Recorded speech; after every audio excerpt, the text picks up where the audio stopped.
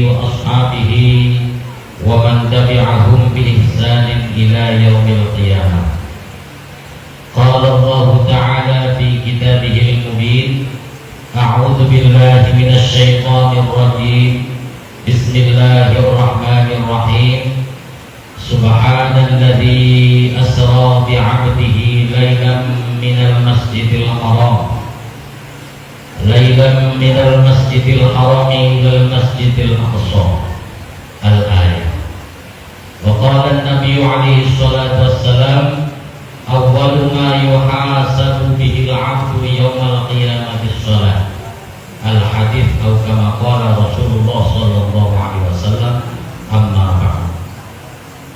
Hadratul ulama wal fudala wasyurafa al-ulama'il a'izza rahimakumullah, yang saya hormati Bapak Camat Kecamatan Ribu Hujan, yang saya hormati Bapak Dik.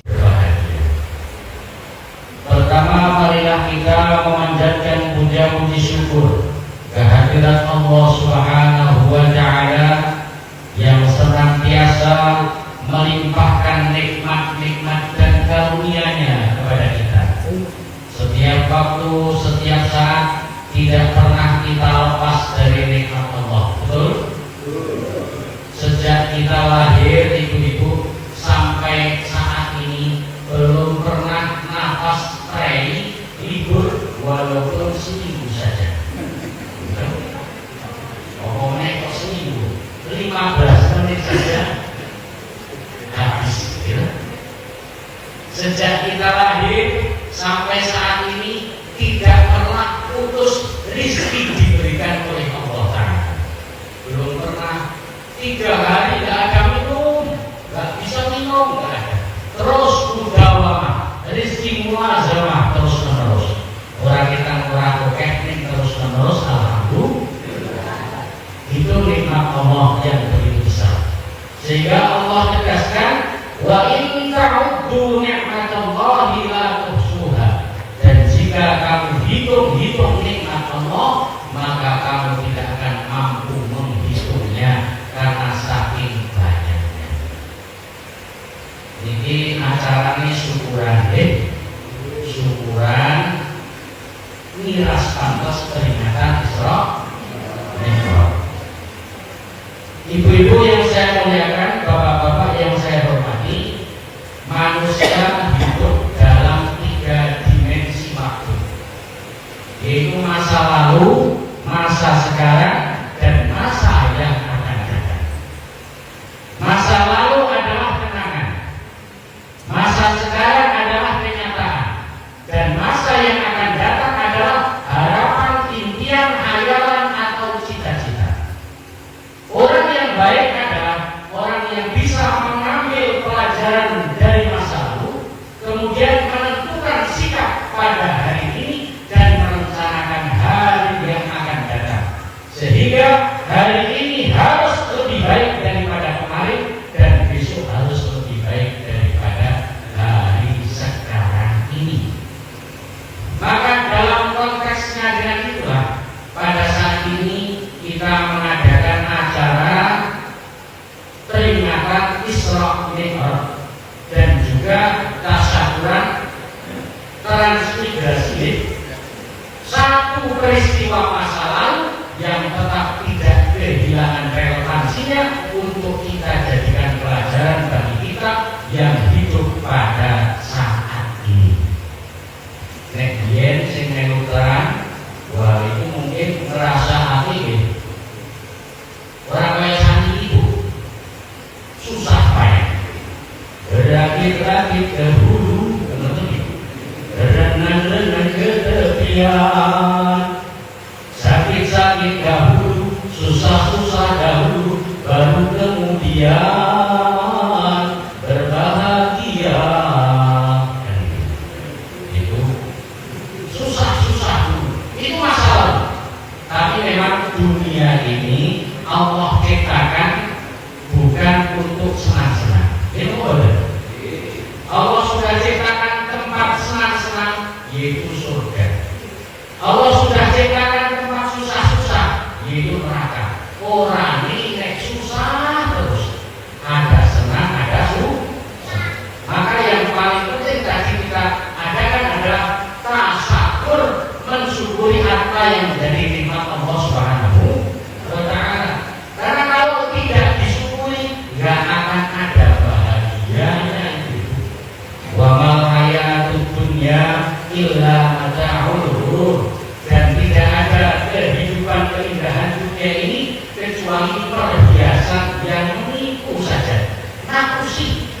dunia ini nek dulu biyen kayak zaman perang itu generasi pertama itu sing jenenge wong tanggane duwe sepeda hotel. Wah, wis kepingin. Kira ya Allah. Wah, kok seneng teman yang duwe sepeda ya. Liyane berlaku kok bisa numpak sepeda.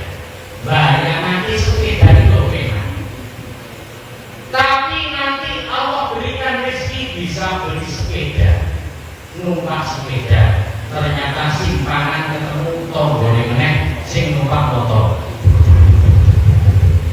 Jebulane sepeda ki rapi nah.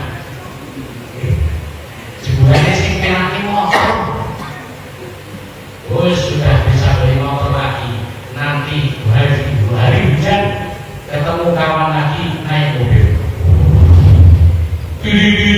Oh, motor ini juga gak enak. Yang enak itu kalau punya mobil. Mobil sudah begitu terus lagi tambah lagi sampai kalau dunia ini dimasukkan perutnya seseorang pun tidak akan merasa puas. Maka tidak ada yang bahagia kecuali orang yang pandai bersyukur. Kalau orang yang pandai bersyukur itu jadi wali. Wali itu tidak ada susah, tidak ada sedih. Ala inna awliya Allah la khaufun 'alaihim wa la hum yahzanun. Dengan wali, wali susah, hidupnya sederhana, tapi hatinya bahagia. Ini kalau dengan kadang-kadang didorong wong yang enak, mewah, tumpahane api, rumahnya dikrong-krong gitu. Sebulannya akhirnya aku ini betul. Kadang-kadang adik-adik teremos jawabannya, tapi berbunyi panas. Nah ini kurang syukur. Maka kita syukur kepada Allah Subhanahu wa Ta'ala. Bisa beli ladang, alhamdulillah. Betapa yularang, alhamdulillah. Bisa sholat sembahyang, alhamdulillah. Ditagih utang, alhamdulillah. Duwe anak soleh, alhamdulillah. Rezekine akeh, alhamdulillah. Putrane apik kabeh, alhamdulillah. Bojone rabi maneh, alhamdulillah. Sing kono alhamdulillah. Sing kono marah-marah. Alhamdulillah. Kita itu akan bahagia manakala kita mau mensyukuri nikmat Allah Subhanahu wa Ta'ala.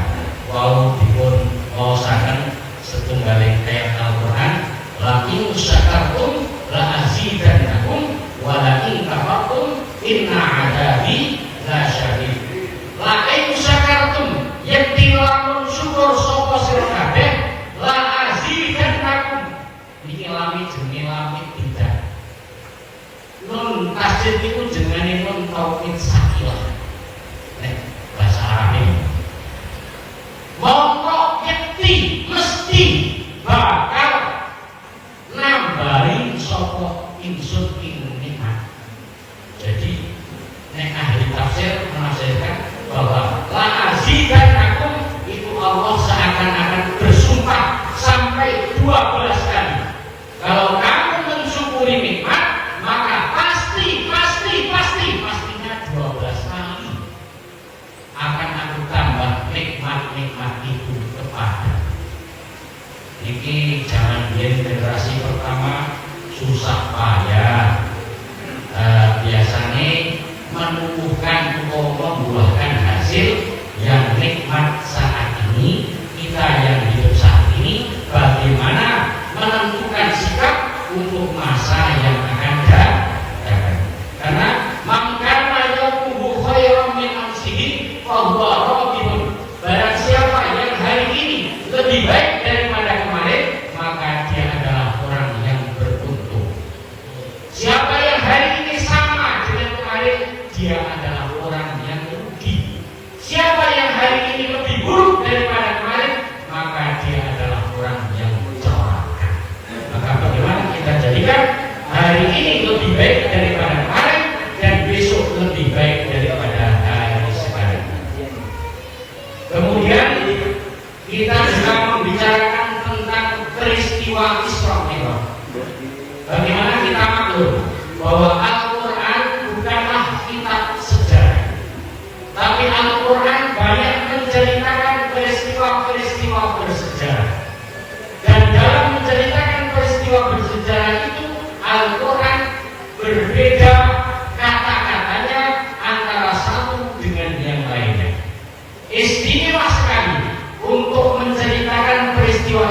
Mi'raj ini Allah Subhanahu wa taala awali kalimatnya dengan kalimat tasbih sebagaimana yang tertera dalam surah Bani Israil, Subhanalladzi asra bi'abdihi lailan, al-ayat. Allah menceritakan bagaimana Raja Fir'aun ditenggelamkan dalam Laut Merah. Itu peristiwa besar, tapi Allah tidak ceritakan dengan kalimat tasbih.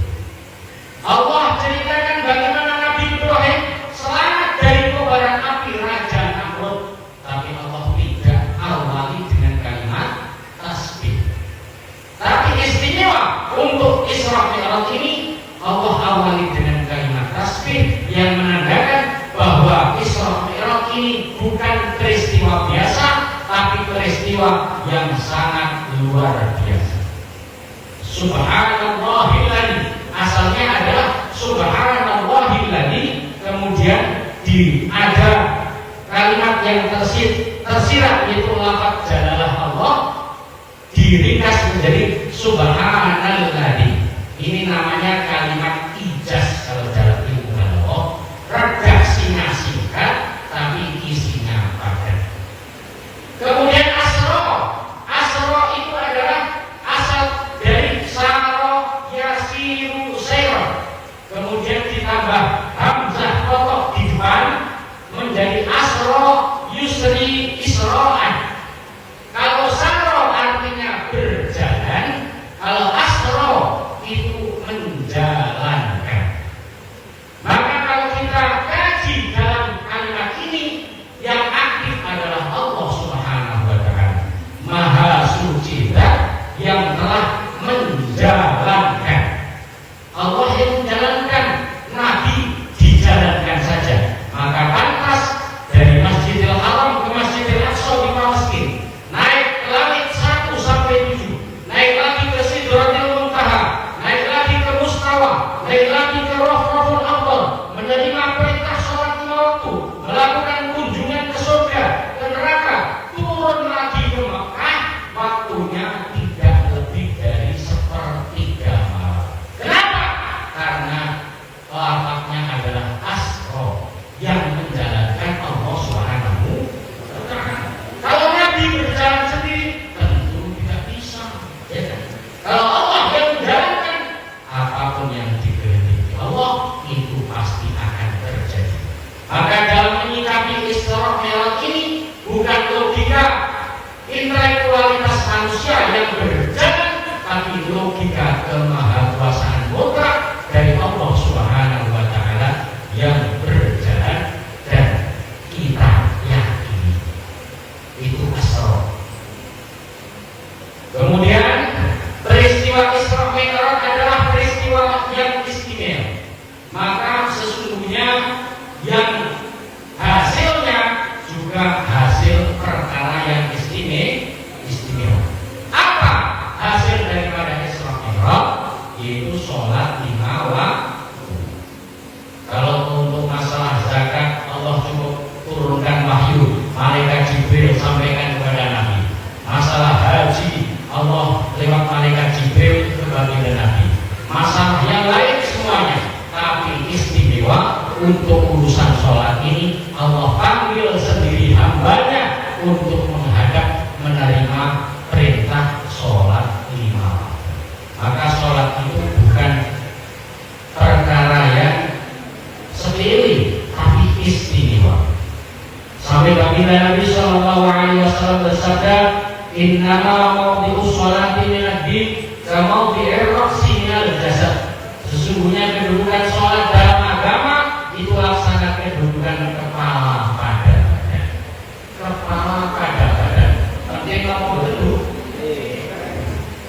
Nek jenengan ono wong nang laporan, tangane buntung, Mbak, tolong Mbak. Kenapa? Ini loh tangan saya buntung. Kenapa? Itu bermotor. Masih dengan ajak masuk rumah, dikasih air putih, diobati. Itu udah.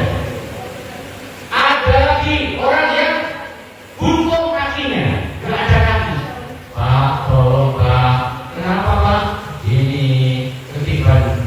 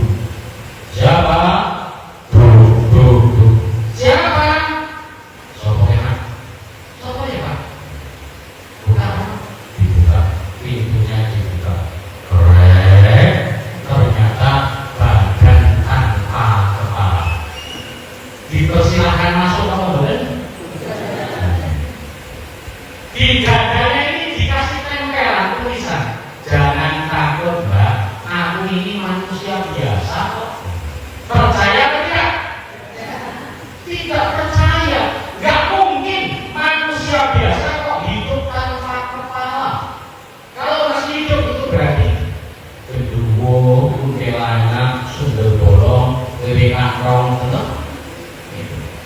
Kalau manusia tanpa kalah pasti mati. Itulah perumpamaan dari baginda Nabi bahwa sholat laksana kepala pada badan.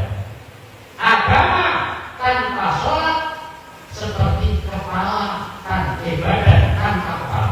Badan tanpa kepala mati. Begitu juga Islam kok tidak ada sholat, maka mati roh Islam di dalam hati kita.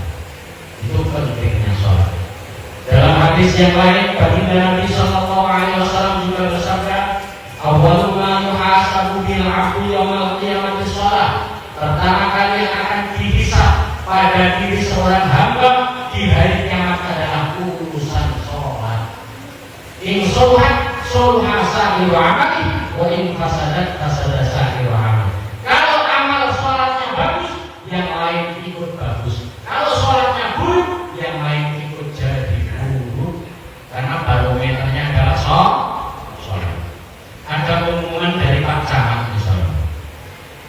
Pengumuman disampaikan kepada seluruh masyarakat di Jaya Mulia bahwa pada hari Kamis tanggal 30 Januari 2025 akan diadakan acara tasyakuran desa. Maka diharapkan kepada seluruh masyarakat untuk berbondong-bondong hadir ke balai desa yang baru. Wah, dengan saking senang bapak-bapak arah acara tasyakuran, man. Jadi aku tunggu peci anyar, beli peci baru, bajunya baru, setrika 2 hari 2 malam. Saking senangnya acara. Jamnya utang-utang, cincin sampai pinjem-pinjem, sandalnya baru, pecinya baru, sorbannya baru, macak sampai hari H berangkat. Orang-orang sudah ramai di sini. Harapannya nanti bajunya disetrika 2 hari 2 malam, biar dipandang bagus oleh orang-orang. Kan itu. Bapak teko, peci baru, baju baru, sandal baru, kacamata baru, cincin baru, jamnya baru, tapi jangan sampai sini nggak pakai celana. Kira-kira ibu-ibu ada yang memperhatikan peci yang baru itu apa tidak? Ya ada. Baju yang harapannya nanti dipandang oleh Pak Camat, biar nama keren. Pak Camat orang kober, loh, baju sih display ini. Ternyata kok, bagai auratnya dibuka balik kan? Oh, kurang aman. Jadi tidak dipandang. Itulah amal selain sholat. Nanti di hari kiamat Allah akan memandang sholatnya. Jika sholatnya bagus, yang lain akan ikut bagus. Tapi jika sholatnya bolong-bolong, sholatnya buruk, ini nanti khawatir kita tidak dipandang amal yang lain oleh Allah Subhanahu wa Ta'ala. Ya Allah, saya ini umrah, yang buat saya mudar di Mekah 1000 jam, terus umrahnya bolak-balik ya Allah. Mana pahalanya ya Allah? Loh, kurang apa kan?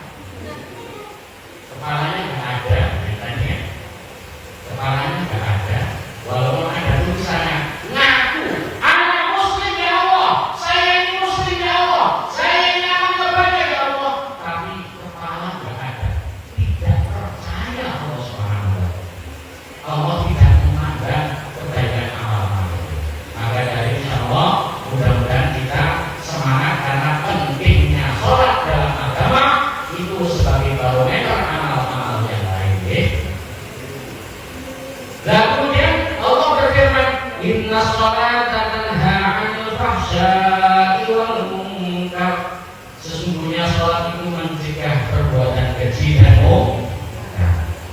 Lah kok kalau kita amati sekarang ini kemungkaran merajalela. Itu saya dulu waktu tahun 84. Itu ada peristiwa seorang anak mati terbunuh oleh ayah dan ibunya. Namanya Ari Hanggara. Nek sing di bawah saya mungkin udah gak ingat. Tapi kalau seumuran saya umurnya kan sama dengan transmigrasi sini. Jadi kurang lebih ya 48 tahun. Nah, ada anak dibunuh oleh orang tuanya, nggak sengaja. Maka heboh se-Indonesia, se-Nusantara heboh. Hilang semua. Oh ada orang tua tega bunuh anaknya, itu nggak sengaja. Itu tahun 84 sampai dibuat film. Saya nonton film itu berjalan kaki 3 kilo ke Balai Desa. Ramai satu desa itu di Jawa. Sampai dibuat lagu oleh pemain namanya Ari Hanggara. Ya. Itu tahun 84 Depo.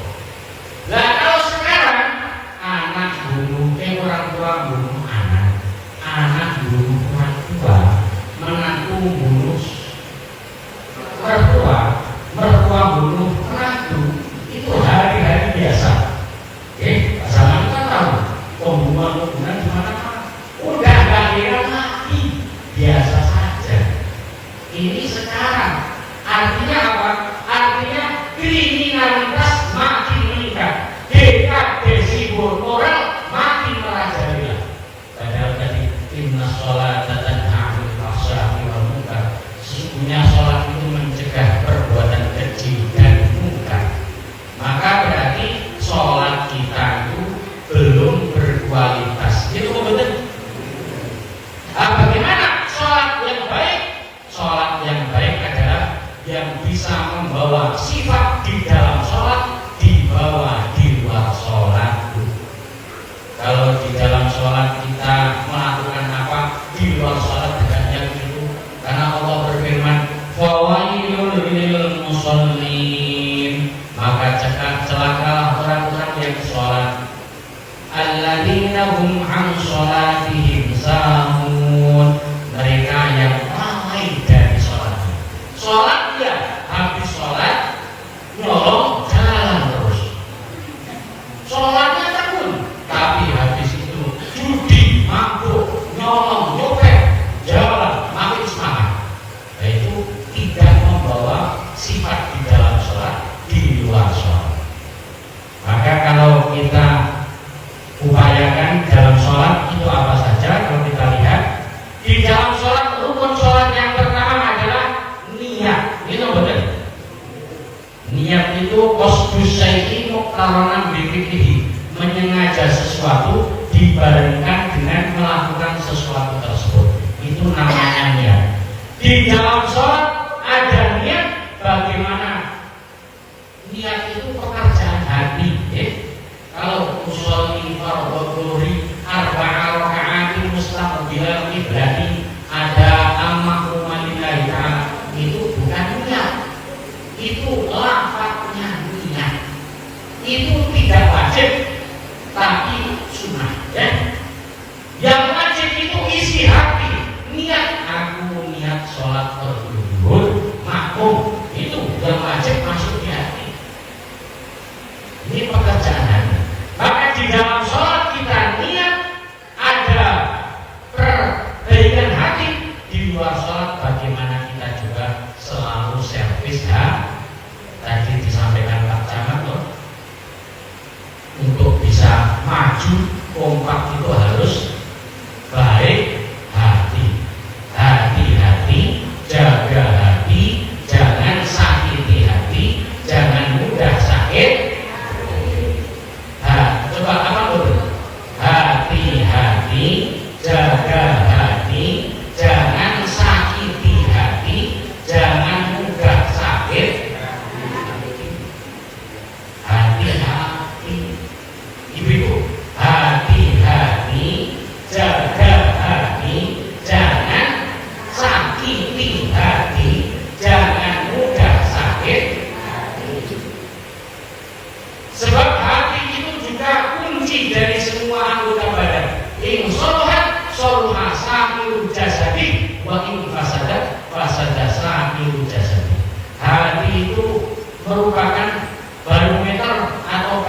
yang menentukan anggota badan. Kalau hatinya baik, maka perbuatannya akan baik, tangannya baik, mulutnya baik, matanya baik, semuanya akan menjadi baik. Tapi kalau hati busuk, wah ini orang senyum dikira ngejek, orang senyum ngejek, ada orang cemberut kayak. Nah, maka ada ini suami yang datang ke dokter spesialis THT. Pak dokter, ya Pak, dapat saya itu mau konsultasi Pak dokter. Apa Pak? Istri saya itu kalau diajak bicara kok kayak gak nyambung itu Pak dokter. Oh gitu. Udah mungkin Pak, apa ya Pak dokter? Ya mungkin coba dites Pak. Tesnya gimana Pak? Dites panggil dari jarak 10 langkah. Kalau nggak dengar maju 5 langkah, nggak dengar 3 langkah, nggak dengar di belakang telinganya. Coba dites. Baik Pak, besok pagi saya tes dulu. Nanti kalau ternyata betul, borong sini, borong kupingnya, THT kan, telinga, hidung dan tenggorokan.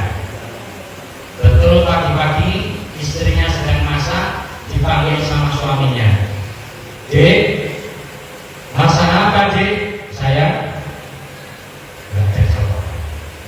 Maju 5 langkah. Dek, masak apa pagi ini? Nggak ada jawaban. Maju lagi 3 langkah. Sayangku, masak obat jadi? Boleh jawab.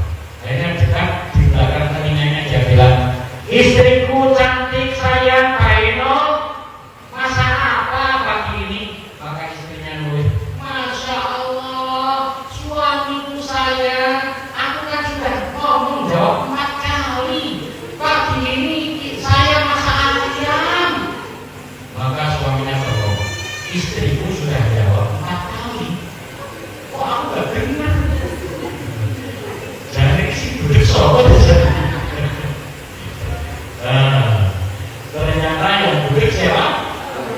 Suaminya, tapi arahnya kepada istri saja. Ini kalau hati nggak beres, ini beres. Kita itu kalau ada masalah yang jadi alasan sumber masalah dari luar aja, padahal penyakitnya dari dalam diri kita sendiri. Ini benar. Makanya harus servis hati. Jangan mudah sakit hati. Karena orang mudah sakit hati itu tandanya hatinya berpenyakit. Jangan kalau pantatnya sehat itu ditepuk sama suami. Kok pantatnya? Ih bapak itu memang. Tapi nek pantatnya bisulan, jangankan ditepuk kesenggolnya bapak itu. Nah, ini makanya kenapa mudah sakit? Karena berpenyakit. Orang yang mudah sakit hati itu tandanya hatinya berpenyakit.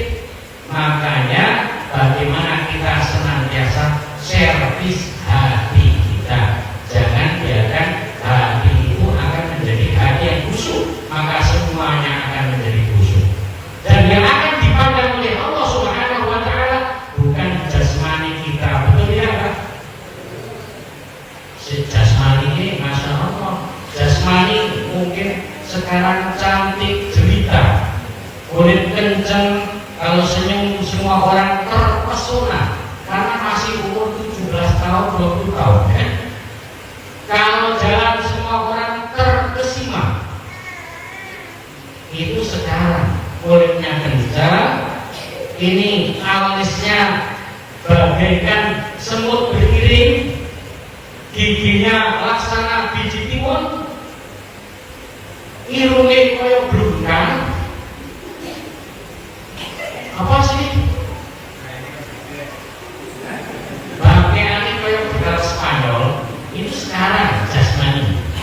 Coba 50 tahun lagi, badan yang sekarang sehat, gagah, prakoso, lihat orang yang ngandut kocok, orang kerja sepapak kalau minta lakah-lakah dibedil dicicil, dipanah lakah-lakah dan mesa-mesu, ditinju guyang-guyu, digorok malah ngerokok. Itu sekarang, tapi makin tua makin lemes. Gimana? Soyo tua, soyo lemes. Akhirnya roh meninggalkan jasmani kita, hati rohani kita meninggalkan jasmani kita yang katanya cinta mati sehidup semati jemui ngaku sih gitu. Nek sing lanang mati orangnya melu, sing wedok melu, sing wedok mati apa kan? Bu Haji meninggal dunia ketika Bu Haji yang meninggal belum lama siapa? Ketika banyak orang takziah ini, Pak Haji ini malah melangkai jenazah Ibu Haji. Maka semua orang pada heran. Ini gimana ini Pak Haji? Pak RT, tolong Pak RT. Pak Haji malah kayak gitu. Maka Pak RT dari Pak Haji dipegang tangannya. Pak Haji, sudah Pak Haji, ikhlaskan Ibu. Kasihan kalau dimakamkan begitu. Iya Pak RT, tapi ini memang pesan istri saya. Pesannya apa Pak Haji? Waktu dia sehat, dia bilang, Pak Haji, kamu jangan macam-macam. Kalau mau nikah lagi, langkai dulu mayatku. Wah, sebenarnya arah gimana ya? Nah, ini kan ngaku sih, cinta sehidup semati. Ternyata kalau sudah mati tidak mau ikut. Bahkan bangkai ikan lebih berharga daripada bangkai manusia. Betul tidak? Bangkai patin itu sekilo masih 50.000. Kalau patinnya besar 10 kilo berarti 500.000. Jangan kelihatan sampai jalur-jalur sana ini tiga ini. Patin, pinter ke Mas? Sudah. Ya oleh seket lah. Ya oleh seket lah. Sekilo jiwa itu seket ya. 10 kilo 500.000 itu bangkai patin. Kalau bangkai manusia, coba dikelilingkan. Bangkai ambulan.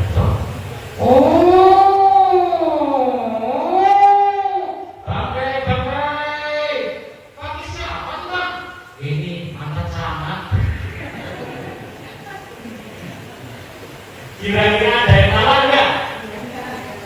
Nggak ada. Mantan camat, mantan bupati, mantan presiden, bangkai nggak ada yang mau. Lebih mahal berharga bangkai ikan daripada bangkai mangu. Rongsokan besi masih lebih berharga daripada rongsokan manusia. Rongsokan serongsok kayak terus mana jadi aku ratu pakan kawan kadang-kadang mencenganan, mencengiri, mungkin dengan terapi kok boleh jajan. Yuk, belum rongsokan mamat. Orang masih inilah rongsokan manusia. Maka jasmani itu hanya hebat saat masih ada rohnya. Kalau ditinggalkan roh, tidak ada harganya. Makanya innallaha la yughayyiru innallaha la yanzuru ila suwarikum wa amwalikum walakinallaha yanzuru ila qulubikum wa a'malikum. Sesungguhnya Allah tidak melihat kepada rupamu, Allah tidak melihat kepada hartamu, tapi yang dipandang oleh Allah adalah hati dan perbuatanmu. Makanya kan badan pun tak berharga sesaat ditinggal nyawa. Tercinta tak sudi lagi bersama, secepatnya jasa dipendam. Secepatnya jasa dipendam karena tak lagi dibutuhkan. Diri yang semula dipuja kini bangkai tak berguna. Dari kamar yang indah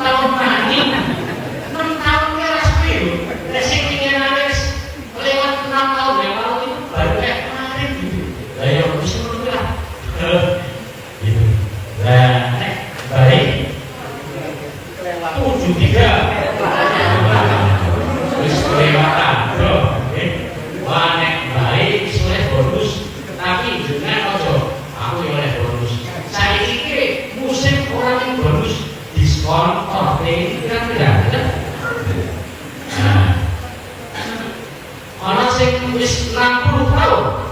Pas. Tinggal pojok dhewe iki. Yang sudah 61 tahun tinggal menunggu saja kemis kliwon atau sepuh paling. Yang tinggal 13 tahun lagi silakan. Tambah lajang boleh, silakan. Tambah kendaraan, tambah lagi istri, boleh. Silakan. Yang tinggal 5 tahun monggo silakan. Agama tidak melarang. Tambah lajang, tambah bisnis, tambah usaha, silakan, tidak melarang. Yang perlu kita pikirkan, jangan sampai kita memikirkan 5 tahun yang akan datang nasib kita bagaimana, tapi kemudian kita lupa bagaimana nasib kita 1 miliar tahun yang akan datang, 1 triliun tahun yang akan datang, bahkan selama-lamanya. Apakah kita akan menjadi orang yang beruntung atau menjadi orang yang celaka? Itu yang harus kita pikirkan setiap saat setiap. Maka caranya kita kembali bahwa kita harusnya servis hati kita. Di dalam sholat ada rukun qalbi, yaitu rukun hati yang namanya niat yang baik. Di luar sholat bagaimana kita senantiasa perbaiki hati, karena yang akan dipandang oleh Allah adalah hatinya, nilai. Kemudian di dalam sholat kita rukuk, okay? Ini rukun fikih, rukun perbuatan. Maka rukuk itu adalah kumpulnya semua anggota tubuh semuanya. Jadi begini, kumpul semua. Artinya di luar sholat bagaimana kita jalin ukhuwah, persatuan. Jangan kita mudah diprovokasi satu dengan yang lainnya, saling benci satu dengan yang lainnya, jadi koyo wasit. Ojo dadi koyo wasit, jadi wasit ngertos nggih? Wasit sepak bola itu lari ke sana kemari hanya untuk mencari kesalahan orang. Apalagi wasit tinju. Wasit tinju kan orang wong loro keterangan dipisah. Nanti kalau sudah pisah, ayo tinju lagi. Itu wasit tinju. Jangan seperti wasit. Kita ini satu. Kalau jasadil wahid seperti satu tubuh. Kalau satu tubuh, yang satu sakit, yang lain akan ikut merasakan sakit.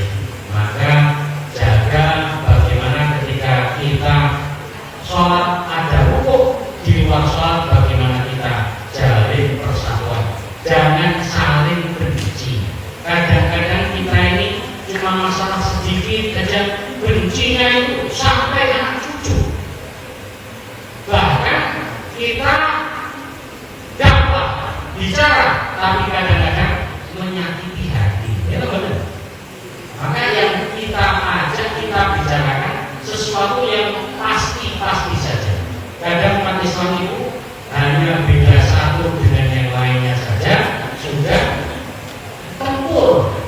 Yang diputi-puti perkara sing nggak begitu penting. Kadang-kadang hanya masalah yang satu tahlilan, yang satu enggak. Itu dibicarakan. Kalau nggak mau zikir silakan, tapi kalau benci dengan zikir, nah itu baginda Nabi Sallallahu Alaihi Wasallam bersabda, "An-nikah sunnati." Nikah itu sunnahku. Nikah itu sunnah Nabi. Fama rohimah sunnati kalisan ini. Siapa yang benci kepada sunnahku, maka bukan golonganku. Kalau nggak nikah gimana? Hukum nikah 5. Imam Ghazali membagi. Bisa jadi nikah itu wajib, sunnah, makruh, mubah, haram. Ini deh. Lihat situasi kondisi. Kalau nggak nikah masih nggak apa-apa. Tapi kalau benci dengan sunnah yang namanya nikah, ini berbahaya. Nek orang belum zikir silahkan, tapi jangan benci kepada zikir. Orang ngomong zikir dibenci, ini kan bikin masalah dong.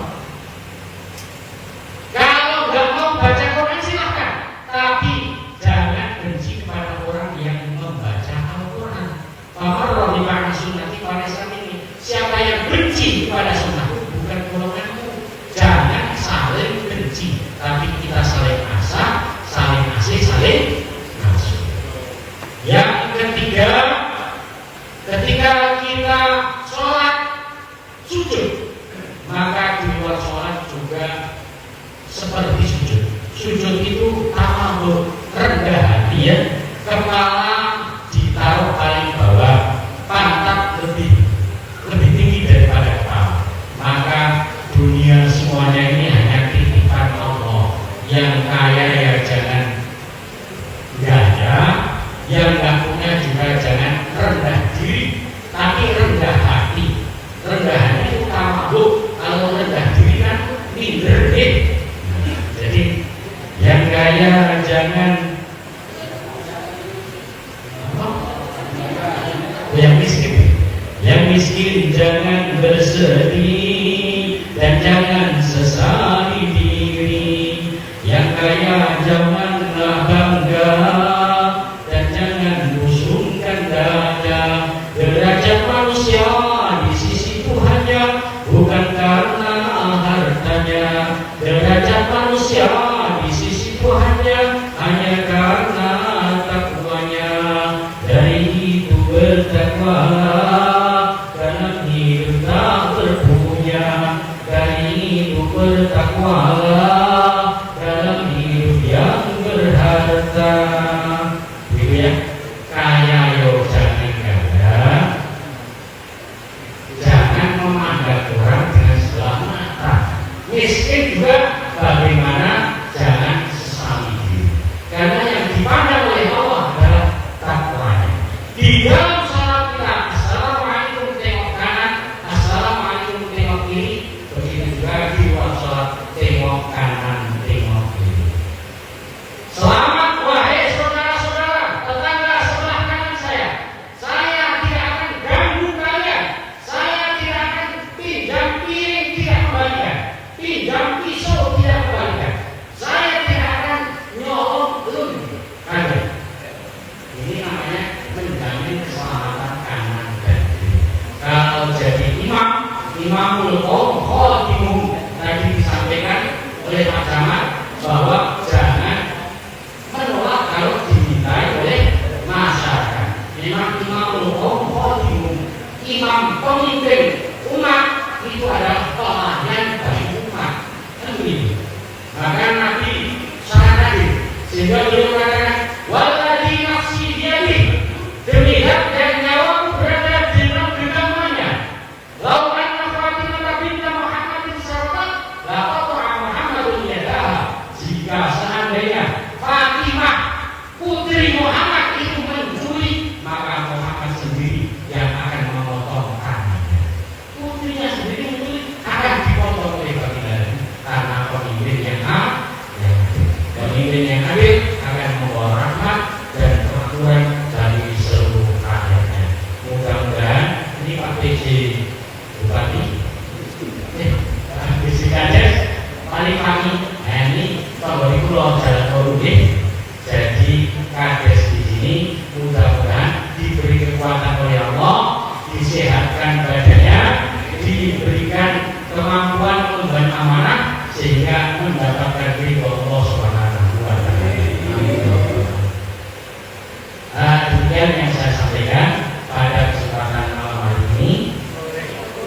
Sore malam, nyanyi malam waktu Ustaz. Nah ini bersama. Demikian yang saya sampaikan, segala kesilapan, kesalahan, mohon maaf. Ada benarnya datangnya dari Allah, ada kekurangannya karena kesilapan dan kekurangan saya. Mohon maaf yang sebesar-besarnya. Aku mengucapkan hada wa astaghfirullahaladzim wa lakum wallahu waliyul taufiq bi aqwamit thariq. Wassalamualaikum warahmatullahi wabarakatuh. Masya Allah, tabarakallah. Terima kasih untuk